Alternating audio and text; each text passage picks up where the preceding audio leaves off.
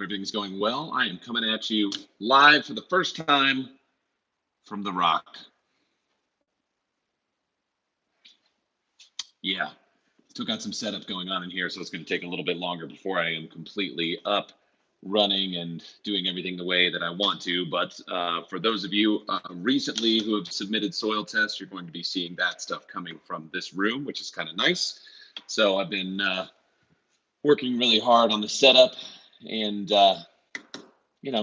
letting this be the new outfit. So anyway, haven't really had a whole lot of time to put together videos lately, just because it's been so hectic trying to get this place done. And I was actually expecting my final CO, so that was supposed to happen today, and I'm still waiting a little bit on that right now. Just had to clean up a couple other things that weren't quite done. So this is it, the new command center, and it's going to make me not want to go back into my house ever again. That's all there is to it. I'll actually kind of spin this thing around so you can see what I'm working on this other side at the moment. That would be my new tech setup on the other side here. So everything's going from this end. I've got some new toys to play with over here for the lawn as soon as that comes out. Kind of excited about. So I'm starting to get all those things filled in here. And, it's coming together. So, yeah. The last thing I've been doing, you see all these little things on the wall here. I went with a little bit of I don't know if you guys can see the three-dimensional shapes on the backside there. All of that is to catch sound in here and kind of knock it out a little bit, because there's, some level of carpet, but for the most part, polished concrete floors in here, which makes the acoustics a little bit more challenging when you're trying to do close miking and things like that. So, upcoming very soon, we had about 15 inches of snow yesterday, hard to believe, actually, looking out there right now, but it dumped absolutely crazy. And so now I'm going to wait for it to de-mud again, and then I can get started out there on the side. And already we've been picking through some rocks and trying to figure out what's going to stay and what's going to go. So that whole side out there is, as soon as it really dries up and it's firm enough to start bringing equipment in, I've got to have rock pulled in and rock taken out of here before I can really start doing things. But when the time comes, and I do have people, this is sort of a surprise kind of thing, but I will have some people coming out here to help me with some of the stuff in the lawn as we start to get everything set up. So this will be kind of the main little hangout pad for when the crew arrives to, sit down and decompress after a long day and all of that kind of good stuff. So I'm just happy to finally have an office back, I guess is the best way to do it. There will be at least one video drop here coming on Sunday. I do want to go ahead and just throw this out there. As I'm coming up on this 20,000 subscriber number, I'm probably going to have to do a giveaway, and this one will be a little bit different than the last one. So you'll get a little bit more detail on that coming up on Sunday. So that's how things are going. Oh, here's some question. What does that say? Gate Slayer? Hey, Gate Slayer, one thing that you can do that's always very easy to get those questions answered is if you just jump onto something as simple as Do My Own and type in the weed that you are trying to target, it will give you directly the chemical you need to kill it. So I would suggest that you start doing that, and that'll definitely help you a little bit. Yes, this is a Dos Equis Amber I'm enjoying right now.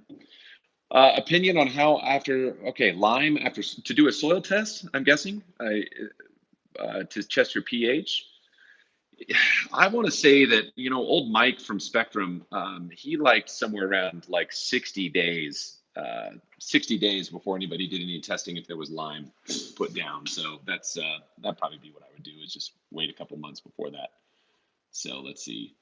Yes, Ahmed, it will be. It will be published, and I think in the videos I kind of explained on that particular piece. I will put preliminary stuff up on my Lawncology blog page on lawncology.com, so I'll put some stuff up in there. But I am taking this out of 2 years, and then if we continue to go down the road, like another third-year study or fourth, we'll just keep tacking on to the end of it. And I do have high hopes for an actual published study with the both Dr. Josh and Dr. Henry, both of them being a part of that. So that's something that I'd like to see in the future and get it into a Turk publication. I think that would be pretty cool to have out there. So let's see here. Peter Brown, remedy for Potriv. A lot of people are using that a new growth regulator. That was something Rod Marquardt presented on at one of my Lawncology summits. It's pretty cool stuff. It is technically a growth regulator, so it can slow down the seeding of POA and give you a chance to knock it out. So that's something that you could use as well. It's starting to get a little bit more popular. I think people see that. Yeah, bunk beds. That's right. Now you guys will have to sleep on the carpet. Yeah. Okay, that's good. Yeah, Gates Layer. I just for those of you who don't know that what I mentioned about that, like do my own thing. If you just go up into the search bar and type in what weed you're dealing with, you're going to get a slew of everything, and it's often a lot faster than asking people. And to be quite honest and fair, you can be people tend to get real asshole-ish, like on lawn pages and forums and stuff when you ask questions like that. And sometimes you can just jump on and find an answer really, really simply and not have people be total douchebags. So something to consider. Nice little tool to have in the toolbox. All right. You can apply aerate 8 to 10 ounces gallon in a backpack rate like with it on Poetry. Seriously? Who said that? Oh, Chris Seagraves. How you doing, buddy? Yeah, you know what? I actually put. I'm gonna have to find that video. I'll link it in the description after this is done. There was a video. Chris sent me a whole bunch of stuff from recovery with. I think that was actually on a dethatch thing, but he was always out experimenting with knocking back different weeds and invasive things down in Tulsa.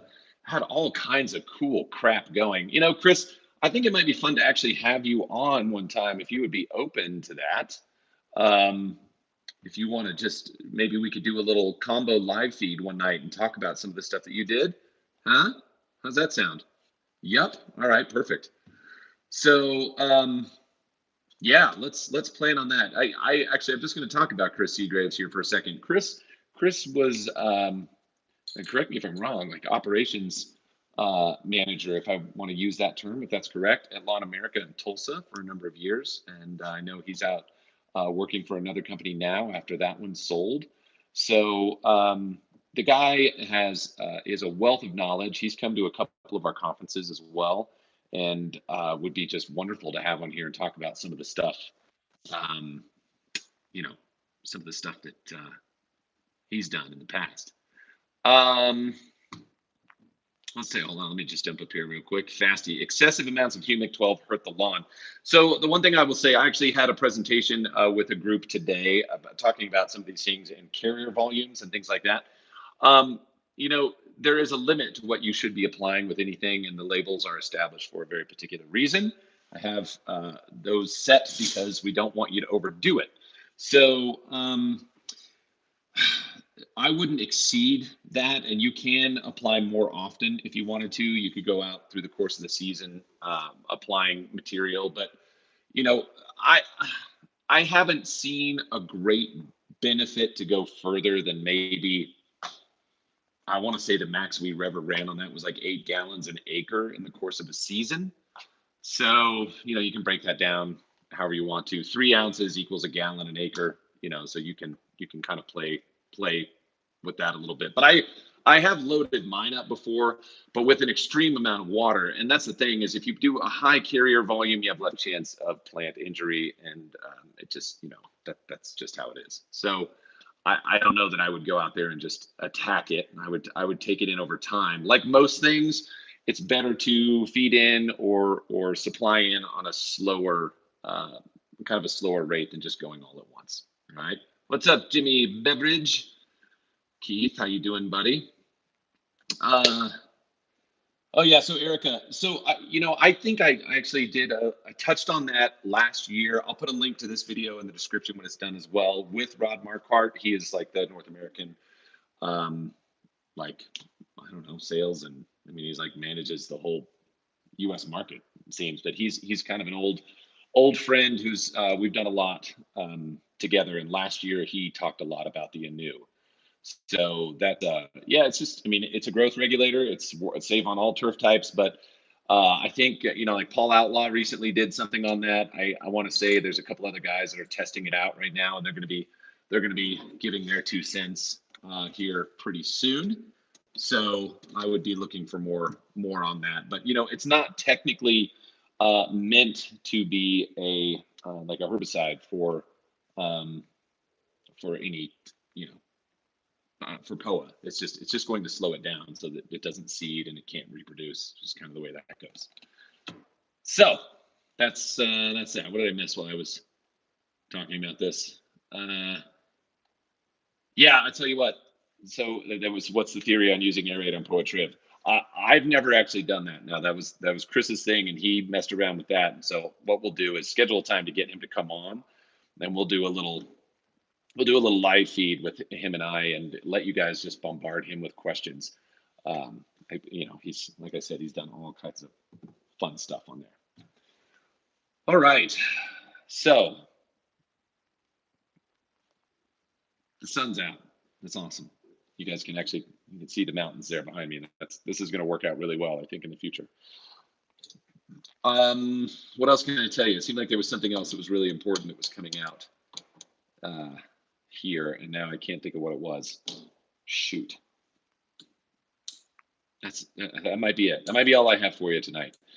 So yeah, be looking for a video drop this weekend. There's going to be some stuff coming up in there that I think you guys might be interested in. And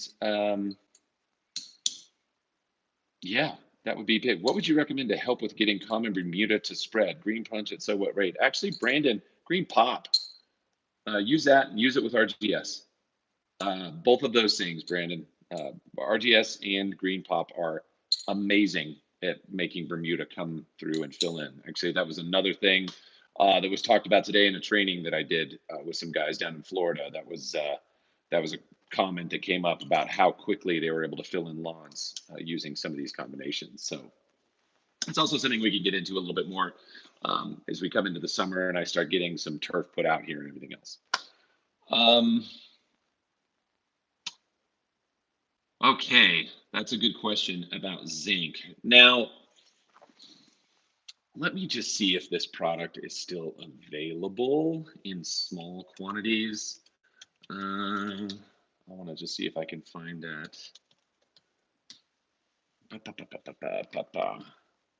Here it is. Okay, High Yield had a product, and it's a zinc sulfate, and they do have it in small amounts. That is something that you can get. It's a small, very small bag, and you're not really going to need a whole lot of it. But zinc sulfate is going to be what you need if you're going to be bringing that up. It does look like that is available on Do My Own as well. That's something you can get there. But yeah, they used to sell that in the nurseries, and you could see it around. Oftentimes that's something that's going to be in much larger bulk, but you can get it in small containers there. So zinc sulfate, if you want to bring that up, okay. Yes, Ahmed. So you're not necessarily screwed. It just depends. It just depends on how far along it was. You might. It's frost that definitely can cause damage. You just have to watch it. Hopefully, I mean that's early. I don't know that I would have thrown seed down quite. Well, clearly I haven't thrown it down yet. I mean that's terrible out there. Usually getting closer to May, you're typically pretty safe. So that's the thing. Jesse, what's up, my friend? There you go, Jimmy. Yeah, zinc acetate can work well also.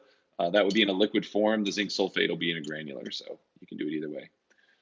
What would you recommend for getting Bermuda out of fescue? You also can find what's going to stunt that back the most.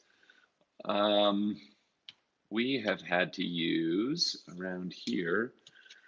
Let's see if I can find my chemical list here. This isn't actually my strong suit, if you haven't noticed. I don't know that that'll really take things out in a good way.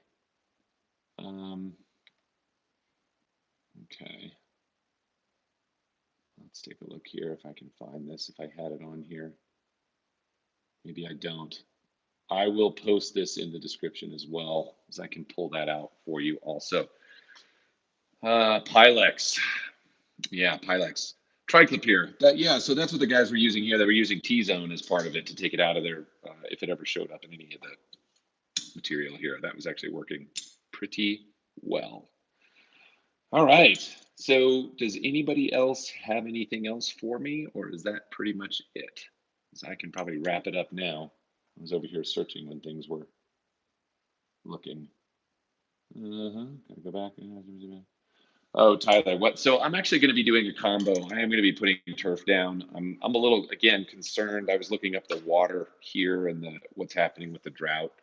Snowpack is terrible.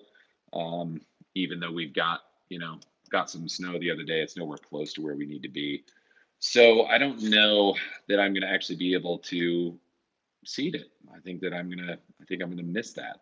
So I'm going to turf a good portion of it, just put sod down, bluegrass, get it out of Idaho like I have in the past, and then I'm going to actually put some RPR in over the top of it. So that's my plan, is to kind of do a combo this time around instead of having it be like single cultivar like I had before. I'm going to have a combo going down and see what that produces, aside from the bent grass that's going to go in the golf green area, which when the time comes, it's actually going to be just right out there. I'll be able to see a corner of it from this window when I'm in here. That's where that thing's going to set. So that'll always be fun to have just in the background there. Let's see. What else we got here? Okay. BJ, cool. I'll take a look for that. All right. So I'm going to go ahead and sign off here for a second. Did somebody ask something about phosphorus? Did I see that? Phos is very low. Would it hurt the lawn if I put down 1 pound of phos every 3 weeks? There's really no reason why you, well, I mean, it would have to be extremely low to be at that level. I mean, typically when I see low phos, it takes like 3 pounds in a season. And I would still say the same thing. Take it out over the course of the year. I mean, it's not uncommon for people to put down a pound or a pound and a half in a single feeding. But if you don't need to, then don't do it. Like, take it out over the course of the season, split it into half-pound increments. Do it with a blended FERT. Like if you're using any other, if you're feeding obviously NP and K, so why not just do everything kind of at the same time and just take it through the course of the season? It would be better. On your old lawn, you had bad undersoil. We'd be bringing new soil in on top of rock. Yes, Tyler, I will be. So the way that the old lawn worked, I think I explained this in a video at one point. So it was on a hillside about like this, right? So it had this kind of slope. And so I had to build up this side to try to get even with the natural hillside. So the natural soil was kind of across this zone, and then it got deeper with material that I pulled down off the hill. So I did a cut and fill to make that happen. And so it was like solid rock on one area, and it wasn't really an area that I planned on having turf. I just had some left over from the pallet with the way the shape worked, and so I cut that sort of upper piece. So that was it wasn't ever really prepped in a way that I would have typically done it. So I'll be bringing some now that I kind of have a better plan of how this is going to go. But up in the very back behind me, so I'm right now I'm facing towards the east. So back up at the back, there's a lot of rock that's going to go up there to build up kind of a ledge, and that'll be retained with some different stone across the whole front of it. But then a lot of that stuff that you saw that's piled up along the north side, that's going to end up getting hauled out. So we picked through and found like some good medium to large size stones, built that big retaining wall, and the rest of it is just my concern with trying to put it down on and then cap everything was I was going to end up having too much settling, and that really didn't do it for me. So A lot of it's going to be hauled off. Some of the natural topsoil that's there that we've gotten piled up from stripped is going to be put kind of around, and then I'm definitely going to have to bring in quite a bit. So I am going back and forth right now on some pros and cons, at least doing one area of the back with a subsurface irrigation on a flat spot to see how that goes. So that's something that I'm really curious about, setting up like a really tight gridded like Netafim thing in the back and doing subsurface. I'm going to make this whole property as water wise as possible. Before I really didn't use a ton of water. The exposure was good enough. The soil was good enough. It held moisture really well.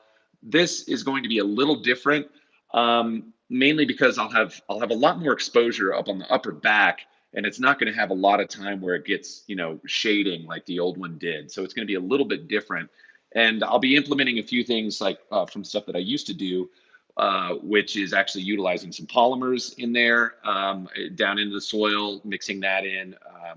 Definitely want to do just at least a trial on the subsurface in the flat spot back here. And then, kind of doing standard rotaries and everything else along some of these other spots. So it'll be a lot of different things, including fertigation in ground, having the whole thing kind of working together and very cohesive, because I'd really like to keep water usage to a minimum. I mean, that's really the goal here. Being out west, it's water is a premium. That's why I don't drink it. All right, I know I missed a lot while I was there, so let me just let me scroll back here and just see what here. Bringing new rocks to grow your turf on. Hey, yeah, I am actually. I will be digging. Um, Thoughts on the spoon juice? It's funny. Okay, so that material, if you guys have seen it and it looks familiar to anything else you might have seen out there, BioGreen 501 PTN, which is 50124, is one of my first formulas that we put out and sold into golf for a number of years. Actually, still do. This is a little bit of an offshoot of that particular product. It was sort of the go-to greens and teas mix for guys, especially in Florida, and that's really where that product shines. It makes turf super, super dark, and it can be spoon-fed, and it's beautiful. So it is one that was run in spray services for many, many, many years as sort of a go-to material because it doesn't contribute to top growth. It contributes to lateral growth and dark color. So you guys will have fun with that if you're getting it. Grace, you can put seek down now. Just don't put it down in the summer. That's one that you want to kind of just put down in the cooler and the shoulder seasons of the year is when you really want to use the seek. That is going to be your best time for that material. All right. How much floor gain as a summer app paired with dethatch and 700 on a TTF? Okay, so if you're going to use the floor green, which is cool, I did it on my neighbor's lawn last year. I've done it on mine. I've used that as a supplement in the summertime, and I don't even think we really use that much, like 9 ounces per thousand on that particular application was about where we went. If you're coupling that with 700 and dethatch, maybe drop that down, go to 6 ounces, 6 ounces, and 6 ounces, something like that. If you were going to do all three of them, it'd be about where you'd want to be. So I run with something along those lines if that's it.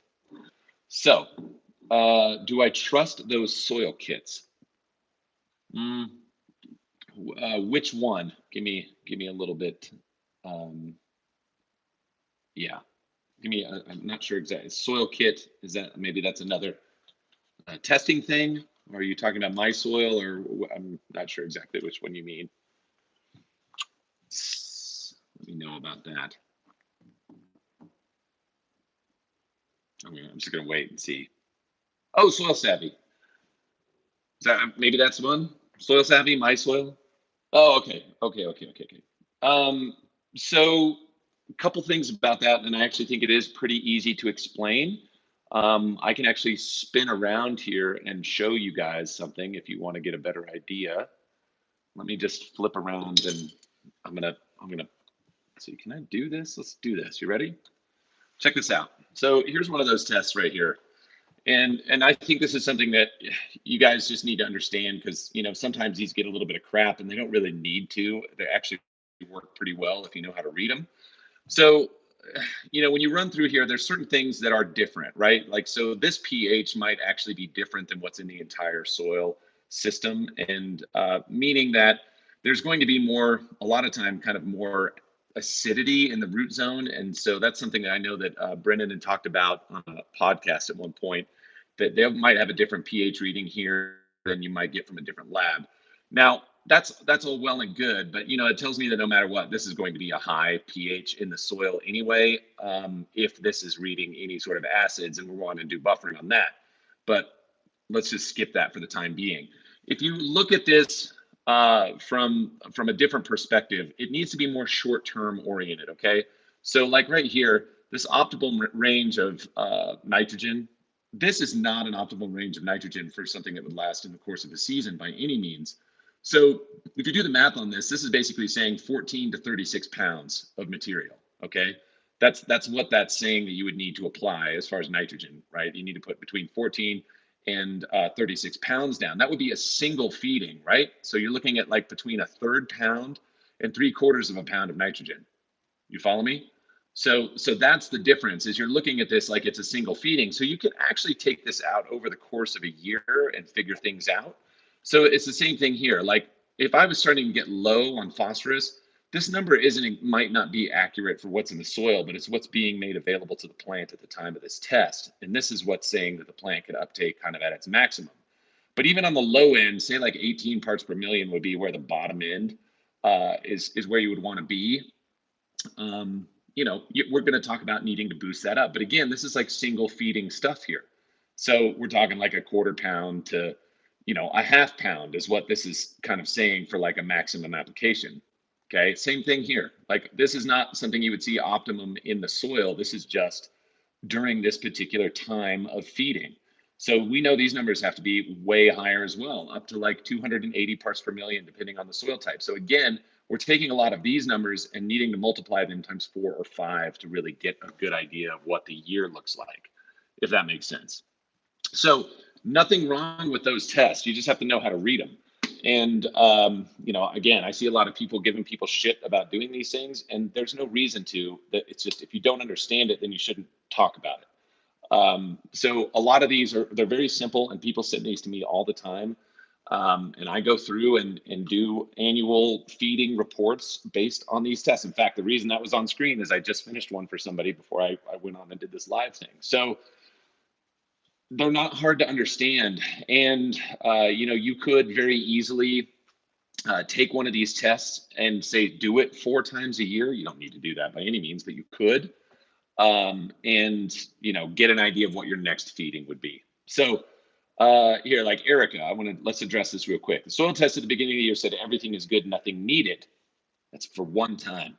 You are going to have that thing drop off. So that's based on just solely one time, one feeding, one round of feeding. So your grass is going to take up nutrients from your soil. It's just showing that for that particular time frame, you had enough to keep it going, but that is only projecting out about 4 to 5 weeks. That's the use rate of what you had in the soil. Okay, so you still have to feed no matter what. All right. Let's see here. Let's see what else I got here. Okay. Lisa, soil test extremely low phosphorus. What do you recommend as a fertilizer? N and K were high, pH 6.7. Okay, so pH, great. That's fine. Again, without knowing what your total numbers are, it's going to be hard to make an overall recommendation. But I've recommended as many as 3 pounds per thousand through the course of the year. Usually, if you're low, it's somewhere around 2 pounds. So we'd have to take a look at it. pH 5.3. However, calcium was 2.5 times high. Okay. So that's another thing here, looking at this sort of like plant available calcium, soil calcium, calcium that's tied into the soil particles. There's so much more that has to do with like that little area. So today, today I had a soil test sent to me from a customer of mine down in very South Florida, and his calcium level was 16,000 parts per million. 16,000 parts per million. Insane. But what you're dealing with at that point is all of these other materials are really super low. So we were having to make sure that we bring his potassium levels were extremely low. So we needed to bring that up. His magnesium levels were low. We needed to bring that up because some of those cations will push off the soil particle as you start to bring other ones back in. So even though you may have excessive calcium in the soil, going in and liming and bringing your pH up, and then making sure that you have the right amount of potassium in there, then that's really going to be the most important piece, is just making sure that everything else is balanced. Okay. Ron, good biochar options these days. I would say that probably like that Humichar is doing the best option out there right now. I don't really know of what else. I'd say that the market on that was fairly limited. You can get some super hot fires going and spread it around if you want to. Like that works well. Worked really great on mine. Just burning stuff down and putting it on the grass. You'll see people who have fire rings in Georgia. That's one thing you'll always see is dark green grass around those fire rings, because all that ash gets down there. So it can do that. Let's see here. Okay. Do I like Waypoint? Waypoint's fine. Get their bigger test. Like, I think Waypoint's fantastic. They know what they're doing. So you can definitely do that. Sean, just burn up some wood and use it that way. Let's see, Cole, that's exactly right. Erica, you're very welcome. Manganese is extremely high. pH is optimal at 6.3. Will excessive manganese hurt, and how do you control this? Again, it would help to see what your ppms are. That's one that you can't, it's going to be a little bit of a challenge. There is such a thing as excessive micronutrients that can lead to stunting growth, stunting of roots, stunting of shoots, stunting of vegetative growth, but it takes a shitload. Okay, so oftentimes that's not, it's not enough to sort of stunt things out. All right. Let's see here. Completed my very first soil test a few months ago. Awesome. Very cool. Nice, Neil. Yeah. Well, I mean, for the most part, good. Burning isn't always the best thing. But iron levels are very low. What should I use to fix it? 7.0 to be enough to bring it up. 0.95 parts per million. So you are going to have a couple of different things going on there. Iron in like with the bulk needs of the soil, you may be better off doing something like a ferrous sulfate. That can work really well just to get out the right amount of material. For the most part, the green effect is going to be absorbed foliar, and it's not going to change your soil iron very much. You might need to do a little bit more than that. Thank you, Nebraska Prepper. Appreciate that. Would the Humic 12 help with the manganese overload? Potentially, it can help to chelate some of those nutrients and maybe make it a little bit more available. That's something you could take a look at. But I would probably check on a couple other things to see if there were imbalances on other parts. To see if maybe bringing up other material helps to sort of dilute the issue. That tends to happen quite a bit. Yes, Chris, magnesium for sure. That is one that can absolutely help, and a lot of that is it starts to flush off the soil colloid and into solution, and that's kind of what happens there. So again, that would be balances between calcium and magnesium, and seeing shifts happen in that side. Have I checked the compression ratio of my soil? Are you talking about compaction, or are you talking about is it running like the 10-to-1 compression? I haven't done that. I haven't put my meter up to that to check it. Let's see here. Yard Mastery's new soil product from Anderson's and use your BioStim pack. Is that too much? No, it's not too much. It's totally fine. You're going to get certain availability out of liquids that you won't get out of granular, and you're going to get certain things out of granular out of that'll go into the soil that you won't get out of a liquid. So you kind of go backwards. Let's see. Too much microgreen. And so if you're going to put it out, something that's going to be monthly, Erica, just cut the rates down. Don't go above like 6 ounces per 1,000 if you're going to go out. And make sure you're feeding other things. Don't just rely on those two materials. Okay. So that's something I would look into that. Yeah, the compaction ratio. Do you recommend to prevent fungus? What do you recommend? Preventative fungicide. There are some options out there that you can take. In fact, there's quite a few that you can get on, but I honestly, in the DIY market, I don't know if I could make a whole lot of suggestions. A lot of the guys right now are running things like Azoxy out as preventative, and there's some information about that. I watched through presentation that was given at one of my events from a Syngenta rep about, preventative fungicides and all of that kind of stuff. So it worked pretty well. Korean natural farming. What? No, I don't know. Not sure. Soil test showed optimal P and K. I've used triple 13 as first and last app, usually in a FERT with high N and low P and K between. Okay, cool.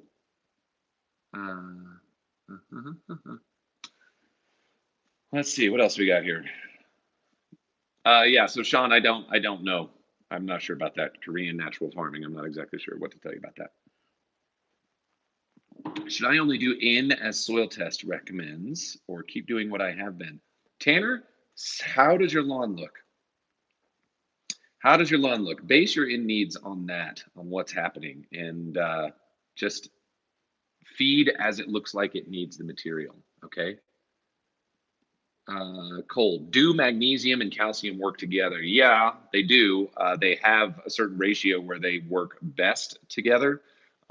Keeping somewhere in that 7-to-1 range can be optimum, but it's not necessarily something to strive for as much as it is trying to get your percentages right in the total soil solution and having your base saturations correct. But yeah, they're always going to be affiliated together. Todd, we got about 15 inches here, and it happened fast. Let's see. I want to build soil and healthy turf, but I don't want to mow every other day. Stick the biostimulant pack or some 18-month. Yeah, you need to feed it anyway. Okay, so when you start looking at some of these like university soil tests that are coming back from Clemson, Purdue, Penn State, Auburn, some of these other ones that are coming in, if you do like these college soil tests, they're going to give you recommendations based on low maintenance, average, and high maintenance turf. Okay, and so for cool season turf, most of them will recommend just for running a kind of an average program, 2 pounds of N per year. The middle would be 3, high would be 4. So that's one that you can choose how much you're going to mow. And the one thing that you should realize is if the more nitrogen that you put down, yes, the faster it grows, but also the more taxing it is on your other nutrients as well. So you're going to be pulling more out of the soil. So that means you need to make sure that you're supplying enough P and K to go with it. It's always going to be pulling more nutrients out the more nitrogen that you supply. Paul Lilly, you just asked about the spoon juice. Yes, that is something. It's actually based on our 501 PTN material that we've been selling for a long time into the golf market. It's a wonderful spoon feeding product that will make grass super dark green and not grow fast. So yes, BJ, that whole thing is getting shades. Still waiting for those. They're supposed to be here in I think in a week, so they'll be able to come down. Let's see. Is there a better hose and sprayer out there that you might recommend? Ortho and Camila. They are annoying, Ron. They are garbage. All of them. I don't get it. They're such a simple thing.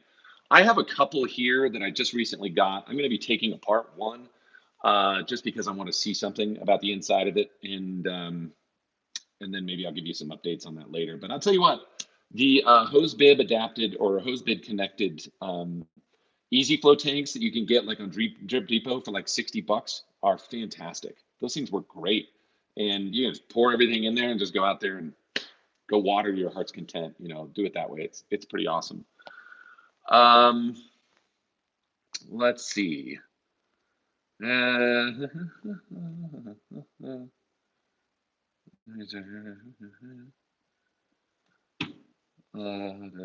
Okay, I'm just trying to catch up.